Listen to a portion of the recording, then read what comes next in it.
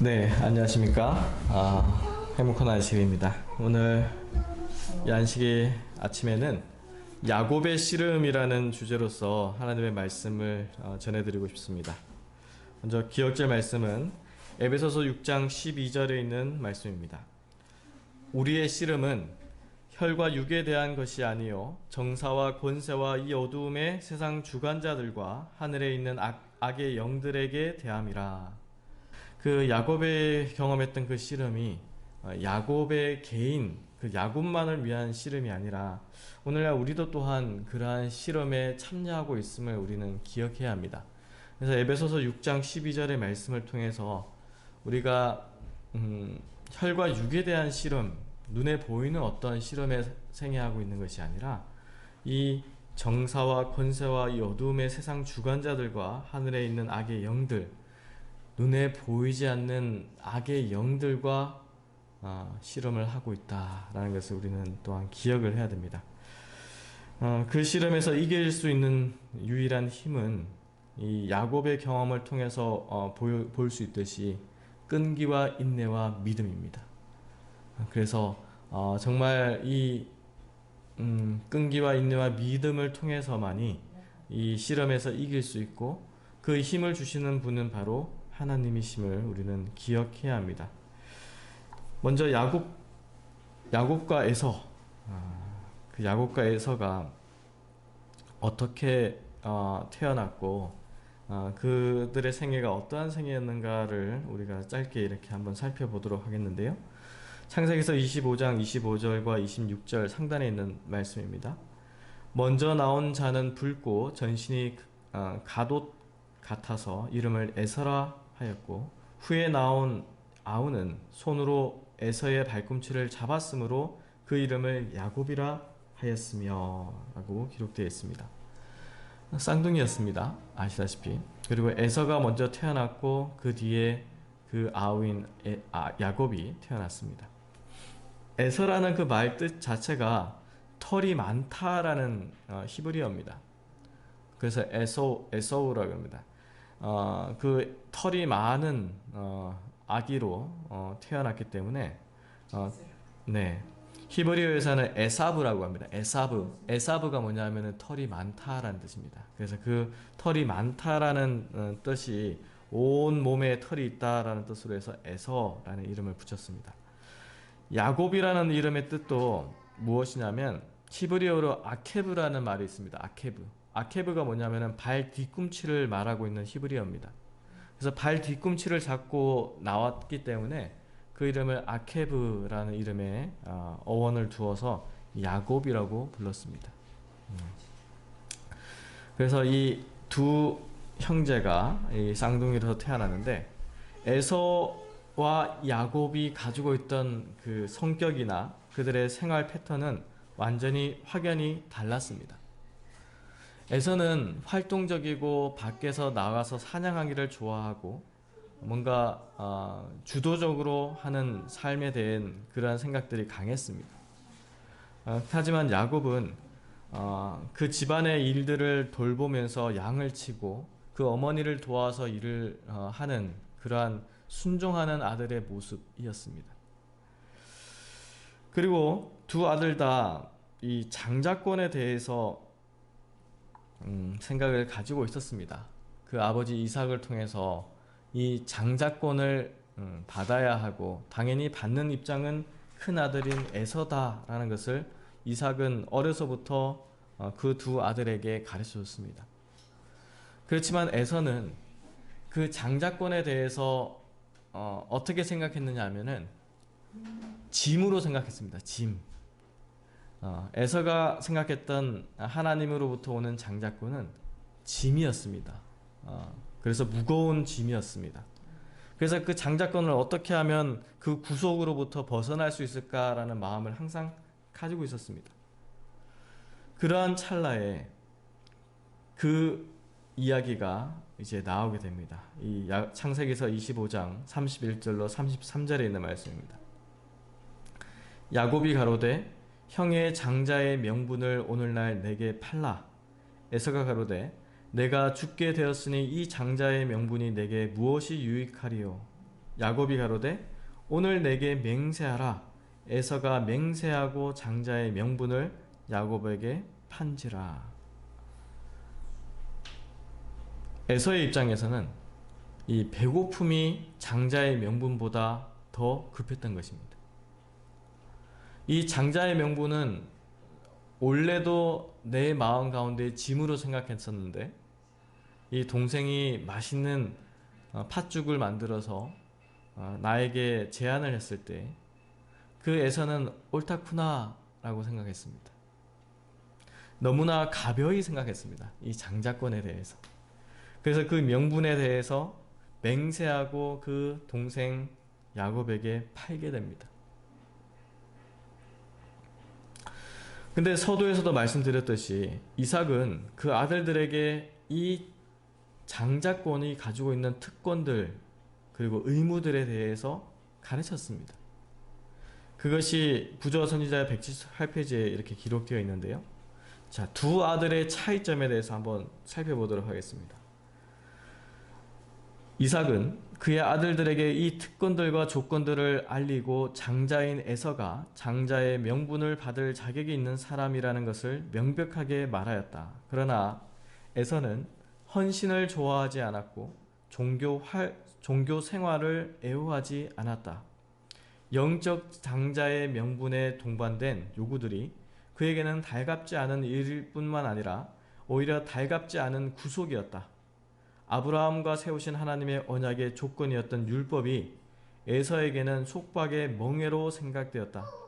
그는 방종에 기울어져 그가 좋아하는 것을 행할 자유 외에는 아무것도 바라지 않았다. 그에게는 권세와 부귀, 잔치와 연락이 행복의 전부였다. 에서의 모습 가운데서 그는 첫째 자유를 좋아했습니다. 뭔가 구속받는 것을 싫어했습니다. 자유롭게 생애하기를 원했습니다. 그리고 이 세상에서 누리는 권세와 부귀, 어떤 잔치, 파티나 이런 것들을 즐겨했고 어떤 신앙적인 것, 영적인 것, 특별히 하나님의 율법에 의해서 하지 말라 하라라고 하는 명령에 대해서 구속받는 것을 굉장히 싫어했습니다. 그것이 에서의 마음이었어요. 근데 이 에서의 마음을 이렇게 살펴보면서 오늘날 그러면 에서와 같은 마음을 가진 이들이 없는가? 많아요. 특히 하나님을 믿는다고 하는 그리스도인들 가운데서 이러한 생각 가운데서 생애하는 자들이 너무나 많습니다. 그래서 에서는 그러한 사람들의 대표를 상징적으로 나타내고 있는 하나의 모습이에요. 이전에는 창세기서를 보면서 그냥 이삭 그 아들들 에서와 야곱 그냥 흘러가듯이 그러한 역사로서만 생각했었는데 오늘날에는 다시금 되새기면서 생각하는 것이 이것이 하나의 상징적인 의미로서 우리에게 여전히 주고 있는 교훈들이 있어요. 참 성경은 하나님의 말씀은 참 신비합니다. 예전에는 그 하나의 역사로서 흘러가던 사건들, 일들이 기록되어 있는 어떤 사실들이 오늘날 우리가 살고 있는 이 시대에도 적용되고 있음을 볼 때가 너무나 많습니다. 에서는 그러한 마음에서 하나님께 대한 그 의무들에 대해서 헌신하기를 좋아하지 않았던 인물입니다. 그럼 야곱은 어땠는가? 같은 책 179페이지인데요. 야곱은 장자의 명분이 자신에게 주어지리라는 하나님의 암시를 어머니에게서 배우고 그의 마음은 그것이 줄 특권에 대한 말할 수 없는 소망으로 충만하였다. 그가 갈망한 것은 아버지의 재산을 소유하는 것이 아니었다. 영적 장자의 명분이 그가 바란 대상이었다. 의로운 아브라함이 한 것 같이 하나님과 교통하는 일, 자신의 가족을 위하여 속죄 제물을 드리는 일, 택하신 백성과 약속된 메시아의 조상이 되는 일, 언약의 축복에 포함된 영원한 나라를 유업으로 얻을 일 등이 그가 획득하고자 열망한 특권과 명예였다. 그의 마음은 항상 장래를 향하여 나아가고 있었으며 눈에 보이지 않는 축복을 붙잡고자 갈망하였다. 달랐어요. 에서는 눈에 보이는 것, 눈에 보이는 어떤 쾌락, 어떤 행복, 즐거움 이것을 추구했지만 야곱은 분명히 아버지 이삭은 야곱에게 그 장자권이 주어질 것이 아니다라고 말하고 있어요. 하지만 그 어머니를 통해서 천사가 이러한 일을 이야기했다 라는 것을 어머니를 통해서 듣고 그 마음 가운데 이 소망을 간직했어요. 그리고 그가 추구했던 것은 무엇이었습니까?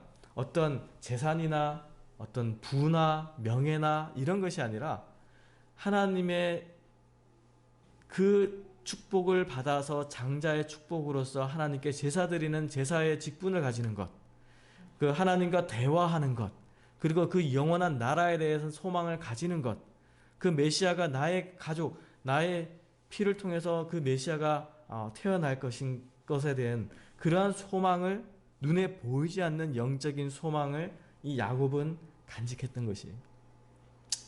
에서와 야곱은 확연히 같은 장자권을 바라보는 시각이 달랐습니다.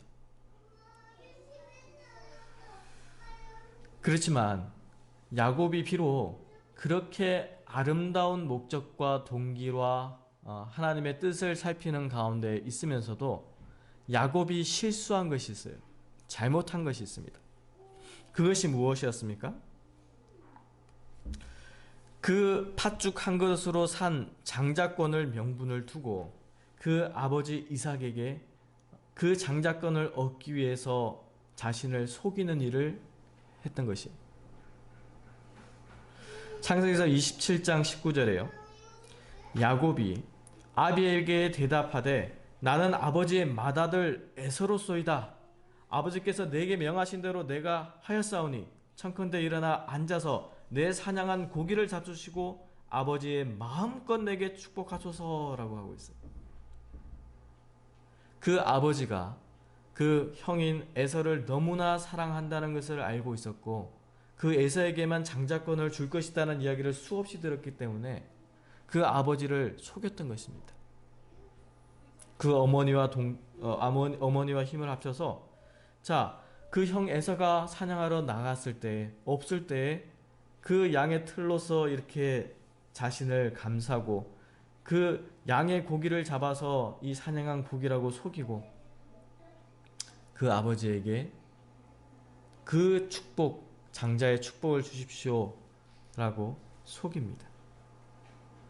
그 이삭은 나이가 들어서 눈이 잘 보이지 않고 그가 기력이 약해서 이 인지하는 능력이 많이 약해졌기 때문에 이것이 야곱인지 에서인지 혼동이 왔습니다.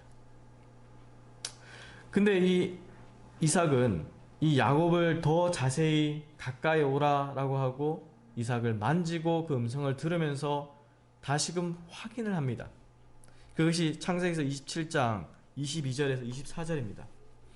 야곱이 그 아비 이삭에게 가까이 가니 이삭이 만지며 가로되 음성은 야곱의 음성이나 손은 에서의 손이로다 하며 그 손이 형 에서의 손과 같이 털이 있으므로 능히 분별치 못하고 축복하였더라. 이삭이 가로되 내가 참 내 아들 에서냐? 그가 가로되 그러하니이다. 거짓말을 해요, 야곱이. 그 아버지가 다시금 그 야곱을 만지고 그 음성을 들으면서 확인을 합니다. 음성은 야곱인데 모습은 에서다. 그렇지만 그것을 확실히 분별하지 못하였고 그 아버지에게 본인이 에서라고 말했기 때문에 그 이삭은 축복합니다. 장자의 축복을 그 야곱에게 주어줍니다.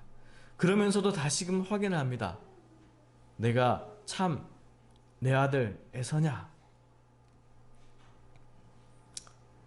야곱이 그렇습니다. 전 에서입니다. 아버지의 아들, 큰아들 에서입니다. 거짓말을 해요. 근데 이 일의 결과가 어떠한 결과를 나타냈습니까? 그 야곱이 정말 하나님의 약속을 철저히 믿고 인내하고 기다렸다면 이러한 방법을 선택하지 않았을 것입니다. 하지만 그 어머니를 통해서 어떤 사람의 권유를 통해서 그 야곱의 마음 가운데 하나님의 약속을 기다리는 것보다 이 어머니의 제안을 받아들여서 이 방법을 선택하는 것이 하나님의 축복을 빨리 받는 것이다 라는 생각을 했습니다.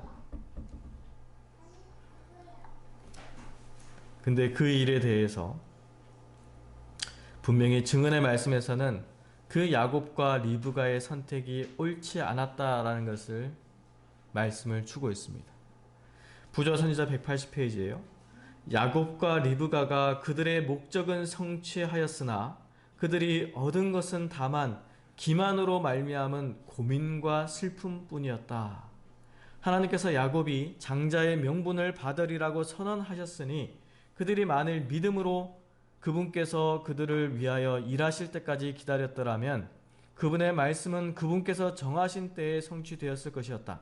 그러나 오늘날 하나님의 자녀라고 공언하는 많은 사람들처럼 그들은 그 문제를 그분께 맡기려고 하지 않았다. 하나님께 맡기지 않았습니다. 그 야곱의 마음 가운데 장자권에 대한 마음이 얼마나 선했습니까? 그리고 얼마나 하나님의 뜻에 부합되는 마음이었습니까? 영적인 것을 사모하는 그 야곱의 마음, 하나님께서 너무나 잘 아시고, 그래서 그 야곱에게 하나님의 축복을, 이 장자의 권의 축복을 주시겠다는 약속을 미리 주셨던 것입니다. 하지만 이 야곱과 그 어머니 리브가는 그 약속이 성취되는 것을 기다리지 못했습니다. 그들이 생각할 때는 너무나 드디다라고 생각했습니다. 그리고 불가능하다라고 생각했습니다. 왜냐하면 그 에서가 너무나 기골이 장대하고 그 자리를 차지하고 있기 때문에 하나님께서 어떻게 이 장자권을 그 둘째 아들인 이 야곱에게, 이 연약한 야곱에게 주시겠는가? 그래서 그 기회를 살피고 기회를 얻었을 때에 그 일을 수행했던 것입니다. 하지만 그 일을 통해서 그들이 얻은 것은 고민과 슬픔뿐이었다. 첫째로 그 야곱은 형 에서의 낯을 피해서 도망하는 도망자의 신세가 되어야 했습니다. 그래서 그 아버지의 집을 떠나서 하란이라는 그 먼 지역을 가서 거의 평생을 삽니다. 그리고 그 어머니 리브가와는 더 이상 만나지 못하는 그러한 형편에 들어가게 됩니다. 굉장히 슬픈 결과를 이 야곱은 경험합니다. 그리고 무엇보다도 이 야곱의 마음 가운데 내가 아버지를 속이고 형을 속이고 이 속인 마음으로써 하나님의 축복을 받았다는 이 죄책감에 눌려서 평생을 삽니다. 그것이 이 야곱이 선택한 인간의 방법에 의한 결과였습니다. 창세기서 27장 41절로 44절의 말씀이에요. 그 아비가 야곱에게 축복한 그 축복을 인하여 에서가 야곱을 미워하여 심중에 이르기를 아버지를 곡할 때가 가까웠은즉 내가 내 아우 야곱을 죽이리라 하였더니 맏아들 에서의 이 말이 리브가에게 들리매 이에 보내어 작은 아들 야곱을 불러 그에게 이르되 내 형 에서가 너를 죽여 그 한을 풀려 하나니 내 아들아 내 말을 쫓아 일어나 하란으로 가서 내 오람이 라반에게 피하여 내 형의 노가 풀리기까지 몇 날 동안 그와 함께 거하라. 그 에서가 돌아와서 그 아버지 이삭을 통해서 더 이상 그 장자권의 축복을 너에게 내릴 수가 없다라는 말을 들었을 때 에서는 이 분노가 머리 끝까지 올랐습니다. 그 분노로 인해서 그 동생 야곱을 해치겠다, 죽이겠다라는 그 결심이 그의 마음 가운데 들어왔습니다. 근데 그 이야기를 듣고 그 어머니 리브가는 이 야곱을 살리기 위해서 그 하란이라는 지역으로 가라라고 그 야곱에게 말하게 됩니다. 이때부터 야곱은 도망자의 신세가 되는데 그 하란에서 혹자는 성경에는 20년이라는 기간이라고 기록되어 있습니다. 근데 혹자는 40년이다라는 해석도 있어요. 아무튼 20년이 넘는 시간을 이 외지에서 생애하게 됩니다. 생애하는 가운데 그 어머니의 죽음도 못 보게 되죠.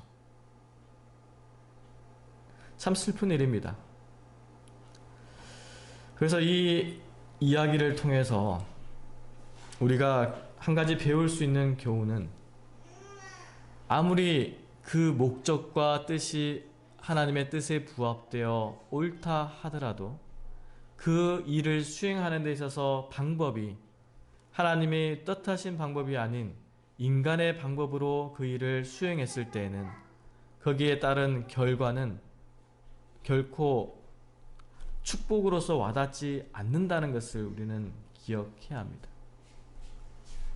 괴로움이었어요. 두려움이고 불안함이고.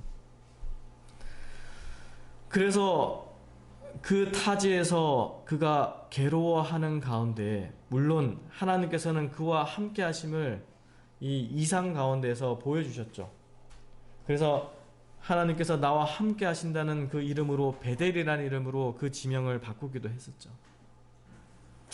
하지만 그 외삼촌 라반과 지내는 시간 동안에 그의 마음 가운데는 여전히 그 죄의 무게가, 죄책감이 그의 생애를 누르고 있었습니다. 그러한 가운데에 다시금 시간이 되어서 그 형 에서를 만나러 갈 때 그 가족과 그의 가지고 있는 재물들을 먼저 그 형 에서에게 보내고 홀로 야복 강가에서 누워서 잠을 취할 때, 그때 한 사람과 씨름을 하게 됩니다. 그것이 바로 창세기서 32장 24절 26절에 있는 말씀입니다. 야곱은 홀로 남았더니 어떤 사람이 날이 새도록 야곱과 씨름하다가 그 사람이 자기가 야곱을 이기지 못함을 보고 야곱의 환도뼈를 치매 야곱의 환도뼈가 그 사람과 씨름할 때에 위골되었더라. 그 사람이 가로되 날이 새려하니 나로 가게 하라. 야곱이 가로되 당신이 내게 축복하지 아니하면 가게 하지 아니하겠나이다. 여기서 우리가 그 유명한 야곱의 씨름을 볼 수가 있습니다. 그의 마음 가운데 짓눌리는 불안과 두려움과 그러한 슬픔과 그러한 괴로움들이 야곱은 잠드는 순간까지도 있었어요. 특별히 그의 마음 가운데 두려웠던 것 중에 하나가 무엇이었겠습니까? 야곱의 마음 가운데 두려움으로 짓눌렸던 것이 무엇이었을까요? 가장 큰 질문 중에 하나가 무엇이냐면, 그 하나님께서 주시는 그 영적인 축복을 내가 정말 가질 수 있을까 없을까 라는 그러한 두려움이었습니다. 그 형에 대해서도 두려움이 있었죠. 형이 나의 생명을 취하지 않을까. 근데 야곱의 마음 가운데 그것보다 더 두려웠던 것이 무엇이냐면, 내가 믿는 그 하나님이, 그리고 내가 받고자 했던 그 장자권을 얻어서 얻었던 그 하나님의 축복이 정말 나에게 주어질까 아닐까 하는 두려움이었습니다. 그런 마음을 가지고 잠들려고 할 때에 어떤 사람이 와서 야곱과 씨름하게 됩니다. 야곱이요, 물론 에서가 워낙 그 장대하고 힘이 세서 비교가 되어서 그렇지만 야곱도 또한 한힘하는 인물이었습니다. 장정 4명이서 옮길 수 있는 그러한 돌을, 그러한 무게를 이 야곱이 혼자서도 옮길 수 있을 정도로 힘이 좋았던 인물이었습니다. 근데 그 야곱이 힘을 쓰면서 씨름하는데 도저히 이길 수 없는 어떤 사람과 씨름을 한 것입니다. 밤이 새도록 씨름을 했습니다. 그러면서 씨름을 하다가 이 환도뼈, 엉덩이 뼈까지 위골이 되는 그러한 부상을 입으면서까지 씨름을 했습니다. 근데 야곱의 마음 가운데 이 씨름을 하는 가운데에 깨달았던 것이 무엇이었습니까? 내가 상대하고 있는, 내가 씨름 상대하고 있는 이 사람은 사람이 아니라 하나님이시다 라는 것을 깨달았던 겁니다. 그래서 야곱이 했던 말이 당신이 내게 축복하지 아니하면 가게 하지 아니하겠나이다 라고 붙들고 있었던 것입니다.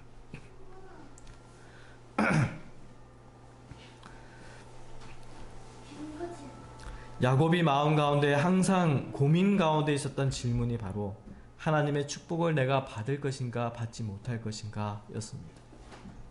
그래서 이 씨름을 하는 순간에 깨달았던 것이 내가 씨름 상대하고 있는 이 하나님께서 축복을 주실 것이고 그 축복을 나는 어떻게든 받을 것이야 라는 그 의지가 강했던 것입니다. 하지만 이 야곱이 말하는 것이 어떤 인간의 자만심에서 이기심에서 어떤 그러한 외람된 자신감에서 말을 했다면 하나님께서 그 자리에서 즉시로 야곱을 치셨을 것입니다. 근데 야곱이 축복을 주십시오라고 요구했던 이 말은 정말 그 신념에서 그가 간절히 원하는 그 간구하는 소망에서 했던 말임을 하나님께서는 너무나 잘 아셨던 것입니다.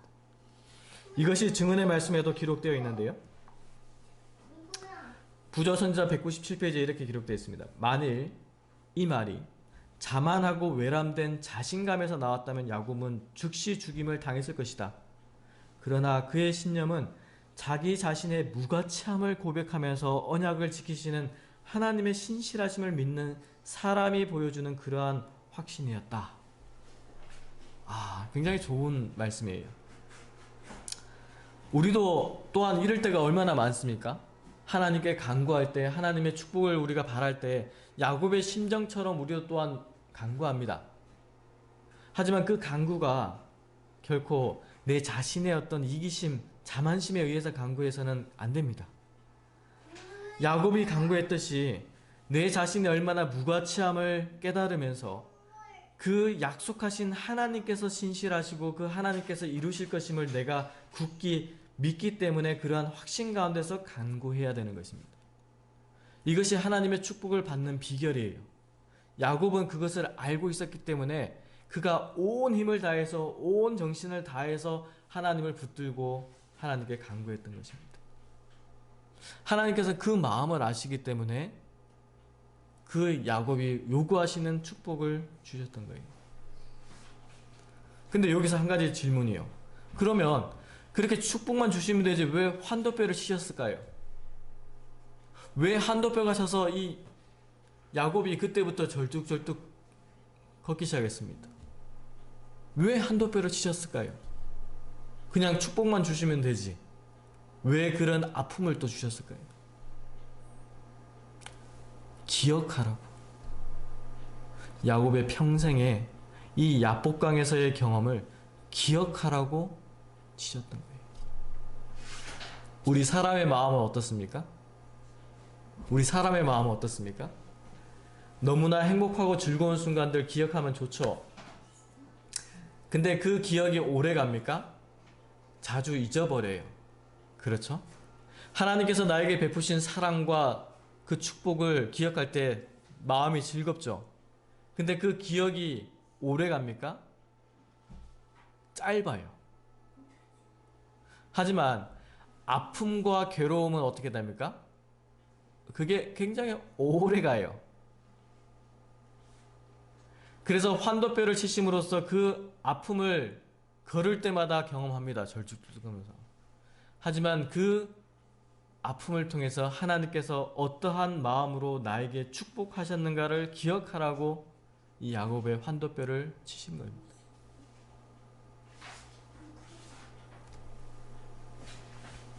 그리고 그 야곱의 이름, 자, 발 뒤꿈치를 잡는 자, 그 야곱이란 이름을 어떻게 바꾸셨습니까? 창세기서 32장 28절에요. 그 사람이 가로되 내 이름을 다시는 야곱이라 부를 것이 아니요 이스라엘이라 부를 것이니 이는 내가 하나님과 사람으로 더불어 겨루어 이기었음이니라. 그래서 그 야곱이란 이름 가지고 언제나 비겁한 생애로서 비겁한 마음, 비겁한 자라는 그러한 이야기를 들으면서 살았던 그 죄책감과 그 죄의 무게가 이 하나님으로부터 너의 이름은 이제 이스라엘이다 라고 들었을 때 그의 마음 가운데 그 짓눌리던 그 죄책감에서 벗어나는 경험을 하게 된 것입니다. 히브리어의 엘이라는 이름은 굉장히 거룩한 이름입니다. 그래서 엘은 하나님을 말하고 있습니다. 그래서 이스라엘이라는 이름 우리가 자주 이야기하잖아요. 오늘날 국가의 명칭으로도 이스라엘이라고 하는데 사실은 굉장히 구별된 이름입니다. 자, 이스라엘의 이름을 한번 보니까요. 엘이라는 것이 하나님이시고 이스라라는 것이 겨루어 이겼다라는 뜻을 가지고 있는 동사입니다. 그래서 하나님을 겨루어 이겼다라는 뜻을 가지고 있는 것이 이 이스라엘이라는 이름인데요. 그래서 이 야곱에게 그런 이스라엘의 이름을 주신 것도 참 어떻게 보면 큰 축복입니다. 큰 축복으로서 하나님께서 명하셨고 오늘날에도 그 이름이 우리의 귀에 들리고 있죠. 그리고 이러한 경험을 통해서 이 야곱의 마음 가운데 있던 그 죄, 자, 장자권을 얻는 데 있어서 행했던 잘못된 그러한 모습들, 그러한 것들이 하나님께서 용서하셨다라는 것을 그 야곱의 마음 가운데 경험하게 됩니다. 증언의 말씀에 이렇게 기록되어 있는데요. 속임수로 장자의 명분을 빼앗은 죄가 이제 그의 앞에 분명하게 드러났다. 그는 하나님의 약속을 신뢰하지 않고 하나님께서 당신 자신의 정하신 시간에 당신이 정하신 방법으로 이루실 그것을 자기 자신의 노력으로 이루고자 하였다. 그가 용서받았다는 증거로서 그의 이름이 그가 범한 죄를 생각나게 하는 그 이름으로부터 그의 승리를 기념하는 이름으로 바뀌었다. 야곱의 마음 가운데 있던 그 죄의 무게가 그 하나님께 주신 이름으로 말미암아 더 이상 그 죄의 무게를 지지 않아도 되는 그러한 죄책감에서 벗어나는 그러한 경험을 야곱은 했습니다. 야곱이 승리했던 그 승리를 통해서 우리는 배워야 될 교훈들이 참 많습니다. 야곱이 물론 잘못하고 실수하고 죄를 범한 일들도 있었죠. 우리도 또한 어떻습니까? 야곱처럼 우리도 넘어지고 실패하고 죄를 짓는 인생들이 얼마나 많습니까? 실수하는 인생들 아닙니까? 하지만 야곱은 어떻습니까? 그래도 끝까지 견디고 인내하고 하나님을 붙들었어요. 우리도 또한 마찬가지입니다. 우리의 생애 가운데서 어떠한 시련과 환난과 어떤 시험이 올지 모릅니다. 지금도 그 시험 가운데 살고 있을 수도 있어요. 하지만 그러한 순간에 누구를 잊어버리면 안 됩니까? 하나님을 잊어버리면 안 돼요. 하나님께서 나에게 어떠한 약속을 하셨는가? 어떠한 언약을 하셨는가? 우리는 그것을 하나님의 말씀을 통해서 끊임없이 되새기고 기억하고 믿음으로 간직해야 됩니다. 야곱처럼요. 그래서 야곱은 어떻게 했습니까? 부조선지자 203페이지에 이렇게 나왔습니다. 야곱은 인내심을 가지고 단호하게 섰기 때문에 승리하였다. 그의 경험은 끈질긴 기도의 능력을 증거한다. 우리가 끈질긴 기도와 불굴의 신앙에 대한 교훈을 배워야 할 때가 있다면 바로 지금이다.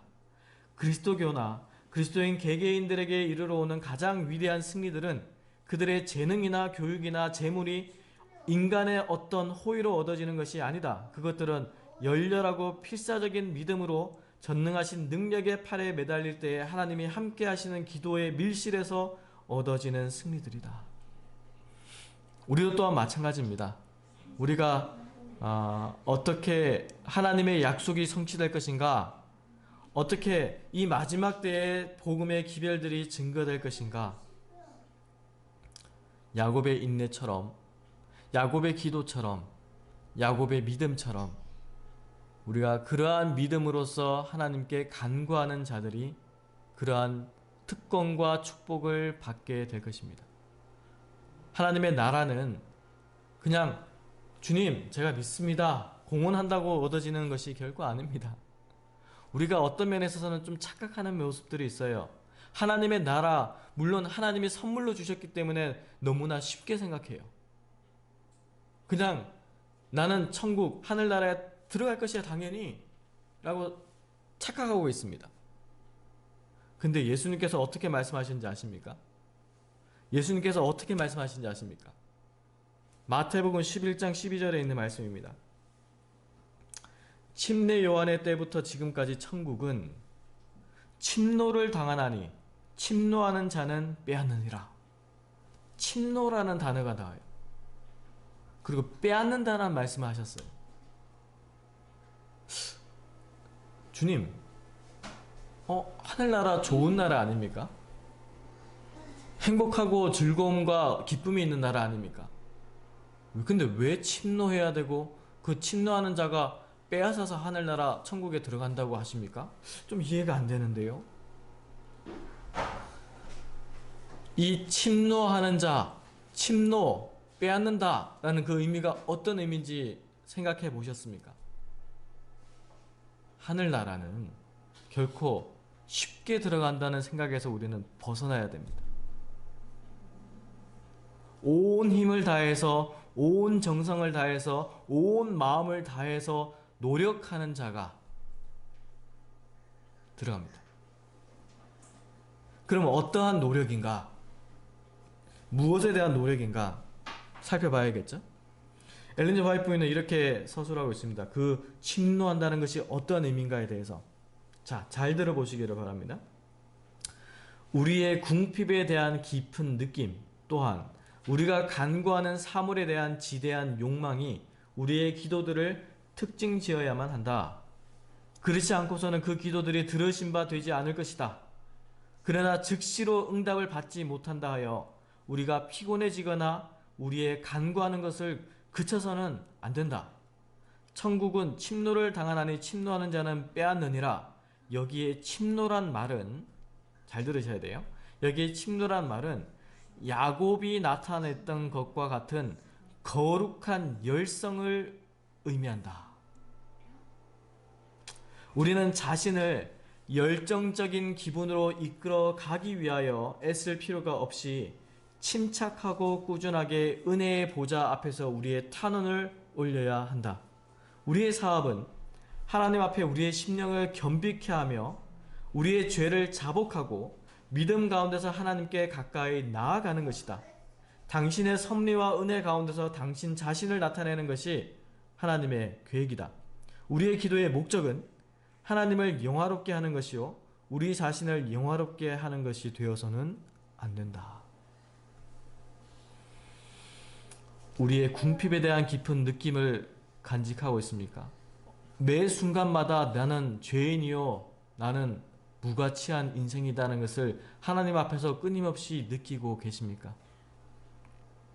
우리의 간구하는 사물에 대한 지대한 욕망, 우리가 정말 이 눈에 보이는 세상의 어떤 사물이나 어떤 세상의 지위나 세상의 돈이나 눈에 보이는 육신에 보이는 것이 아니라 눈에 보이지 않는 영적인 것을 바라보고 영적인 것을 소망하고 그러한 것을 간구하고 계십니까? 달라요. 에서가 바라봤던 것과 야곱이 바라봤던 것은 달랐습니다. 이 에서가 바라보던 세상의 어떤 나타나는 모습들, 눈에 보이는 모습들, 육신적인 것들, 세상 것들, 우리는 이것을 추구하고 이것을 바라보면서 하나님께 간구해서는 결코 안 됩니다. 야곱이 추구했던 것, 눈에 보이지 않지만 영적인 축복들, 영적인 특권들, 영적인 의무들, 우리도 또한 그것을 하나님 앞에 간구해야 되는 겁니다. 이것이 바로 침노하는 자들, 야곱이 가졌던 거룩한 열성을 우리에게도 또한 간직하기를 하나님께서는 바라시는 겁니다. 그러한 거룩한 열성을 가지고 하나님 앞에 나아가는 자들은 당연히 심령을 겸비케 하는, 스스로 겸손해지고 예수 그리스도 앞에서 자복하고 믿음으로 하나님 앞에 나아가는 경험에 들어가게 됩니다. 이것이 우리가 기도하는 목적입니다. 어떤 나의 개인의 축복을 위해서, 내 가족의 어떤 건강과 축복을 위해서 기도하죠. 하지만 우리가 정말 진정으로 하나님께 드리는 간구의 기도는 그런 것이 주가 되어서는 안 돼요. 주가 되는 기도는 무엇이냐면 정말 내 마음 가운데, 나의 영적인 시각 가운데 하나님께서 보여주신 그 언약이 눈에 보이게 주님 도와주십시오. 하나님께서 약속하신 그 약속이, 하나님께서 예비하신 그 새하늘과 새 땅이 나의 심령에 새겨질 수 있도록 주님 도와주십시오. 하나님께서 약속하신 그 축복이 나의 축복이 되도록 주님 도와주십시오. 그 야곱이 그의 생애를 살펴보면 하란에서의 그 외삼촌에서의 삶이 기뻤을까요? 행복했을까요? 행복한 순간들이 있었겠죠. 하지만 그 대부분의 시간들은 그의 마음 가운데 죄의 짐에 눌리는 생애를 살았습니다. 죄책감에 눌리는 생애를 살았어요. 하나님의 축복이 정말 나에게 주어질까 아닐까 하는 걱정과 고민 가운데서 살았습니다. 20년이 넘는 시간을요. 그런 고민 가운데 살았어요. 그러다가 야복강에서 그 씨름을 통해서 그 씨름에서 축복을 받음으로써, 이름을 바꿈으로써 그의 고민과 걱정이 해결되는 순간이 주어졌던 것입니다. 우리도 또한 우리의 생애에 있어서 우리가 마음속에 있는 궁금증들이 있지 않습니까? 의문점이 있지 않습니까? 근데 그것이요, 하나님께 간구하는 가운데 하나님께서 정하신 시간에 그 해답을 주십니다.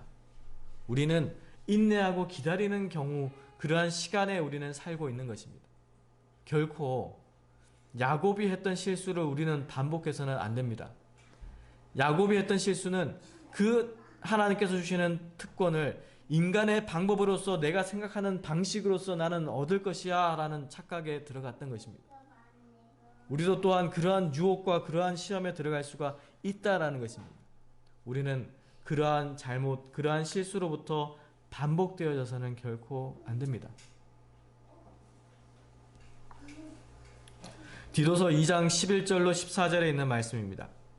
모든 사람에게 구원을 주시는 하나님의 은혜가 나타나 우리를 양육하시되 경건치 않은 것과 이 세상 정욕을 다 버리고 건신함과 의로움과 경건함으로 이 세상에 살고 복스러운 소망과 우리의 크신 하나님 구주 예수의 영광이 나타나심을 기다리게 하셨으니 그가 우리를 대신하여 자신을 주심은 모든 불법에서 우리를 구속하시고 우리를 깨끗하게 하사 선한 일에 열심하는 친백성이 되게 하려 하심이니라. 하나님의 은혜를 경험하고 계십니까? 예수님의 희생으로 말미암아 주신 구원의 약속이 우리 마음 가운데에 성령의 불길로 불붙고 있습니까? 우리 죄인들에게 주시는 하나님의 초청을 믿음으로 간직하시기를 간절히 바랍니다. 우리의 마음이 끊임없이 예수님을 향할 수 있도록 하나님의 말씀을 묵상하시기를 바라겠습니다. 리뷰 앤 헤럴드 1892년 11월 22일자에 이런 말씀이 있습니다. 죄인의 마음을 이끄는 주제는 그리스도와 그의 십자가에 못 박히신 것이다. 갈바리 십자가 위에서 예수께서는 비할 데 없는 사랑으로 세상에 나타나 계신다. 줄이고 갈급한 무리들에게 이렇게 그분을 제시하라. 그리하면 그의 사랑의 빛이 사람들을 어두움에서 빛으로, 범죄로부터 순종과 참된 거룩함으로 인도하여 낼 것이다. 갈바리 십자가 위에 있는 예수를 바라보는 것은 다른 아무것도 할 수 없는 일, 곧 극악한 죄로부터 양심을 각성시킬 것이다. 그분 위에 우리의 모든 죄악이 놓여졌다. 이를 알게 될 때 죄인은 율법이 선하다는 것을 시인하게 된다. 이는 죄를 알지도 못하시고 그 입술에 거짓이 없으신 분의 입혀주시는 의를 통하여 죄인은 자신에게 구원을 주시는 하나님의 비할 데 없는 사랑을 알고 자신의 악함이 정죄받고 있음을 깨닫게 되기 때문이다. 모든 설교가요, 모든 신앙과 모든 종교, 모든 우리의 믿음의 결국은 예수 그리스도입니다. 개운동교회, 재림교회, 장로교회, 천주교회, 어떤 종파와 어떤 종교로서 서로 간에 구별 짓는 것이 아니고요, 우리가 높이고 영광을 돌릴 수 있는 유일한 주체는 바로 예수 그리스도입니다. 그래서 우리를 통해서 예수님이 소개되는 그러한 복음의 사역을 우리는 추구하고 간직해야 되는 겁니다. 어떤 이들이, 어떤 영혼들이 도저히 그들의 마음 가운데 의심과 불안함과 두려움이 여전히 존재하고 있습니다 라고 한다면, 그 잘못은 복음을 전하는 자에게 잘못이 있어요. 복음을 전하는 자가 온전히 예수님을 올바르게 증거하지 못하기 때문에, 그들의 마음 가운데 성령의 감화가 끼쳐지지 않기 때문에 그 두려움과 불안함이 있는 거예요. 그래서 우리는, 복음을 전하는 우리는 회개해야 됩니다. 복음을 증거하고 있는 그리스도인들은 정말 하나님 앞에 나아가는 그 야곱의 경건한 인내를 경험해야 됩니다. 우리의 사명과 의무가 얼마나 큰가를 깊이 생각하시길 바라겠습니다. 우리의 씨름이, 이 땅에서의 씨름이 여전히 나를 통해서도 또한 이루어지고 있음을 우리는 기억해야 됩니다. 에베소서 6장 12절 말씀이에요. 우리의 씨름은 혈과 육에 대한 것이 아니요 정사와 권세와 이 어둠의 세상 주관자들과 하늘에 있는 악의 영들에게 대함이라.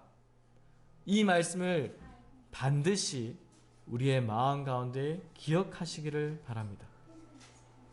마지막 시대가 되면 미혹하는 영들이 더욱 활개를 끼칠 것이고, 믿는 백성들을 어떻게든 넘어뜨리고 삼키려고 하는 사단의 영들이 우는 사자와 같이 울려 퍼질 겁니다. 지금이 바로 우리 그런 시대에 살고 있어요. 그럴 때 그 예수님의 그 아름다운 사랑의 모습이 점점 식어질 것입니다. 그리고 그 사랑의 모습들을 많은 성도들은 다른 곳에서, 사람에게서, 누구에게서, 어떤 상황에서 찾으려고 눈을 자꾸 돌릴 겁니다. 우리가 주의해야 될 것이 바로 그것입니다.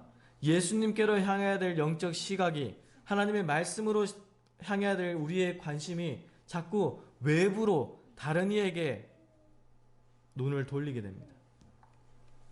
마지막으로 마태복음 24장 12절로 14절에 있는 말씀으로 마지막으로 말씀을 드리겠는데요. 불법이 성함으로 많은 사람의 사랑이 식어지리라. 그러나 끝까지 견디는 자는 구원을 얻으리라. 이 천국 복음이 모든 민족에게 증거되기 위하여 온 세상에 전파되리니 그제야 끝이 오리라. 많은 사람이 그 그리스도의 아름다운 사랑에서부터 멀어지게 될 겁니다. 우리도 또한 그러한 시험과 유혹에 들어갈 때가 참 많습니다. 언제든지 누구든지 그러한 사단의 덫에 빠져서 허우적될 수가 있습니다. 그것이 바로 라오디게아 상태입니다. 내가 안약이 필요한지, 내가 치료하시는 그 하나님의 손길이 필요한지 아닌지 그거를 인지하지 못하는 상태. 우리는 하나님의 말씀으로서 무엇이 옳은 빛인지, 무엇이 사단의 덫인지를 구분해야 됩니다. 야곱의 인내, 야곱의 실험을 교훈으로 삼아서 내 마음 가운데 그러한 경건한 인내로서 하나님의 약속을 기다리시고 인내하시고 찾으시는 우리 믿음의 성도들이 되시기를 간절히 바랍니다. 그러한 믿음으로서 생애하실 때에 분명히 하늘나라는 우리의 본향이 될 것입니다. 그러한 믿음 가운데서 생애하시기를 바라면서 이 시간 말씀을 마치도록 하겠습니다.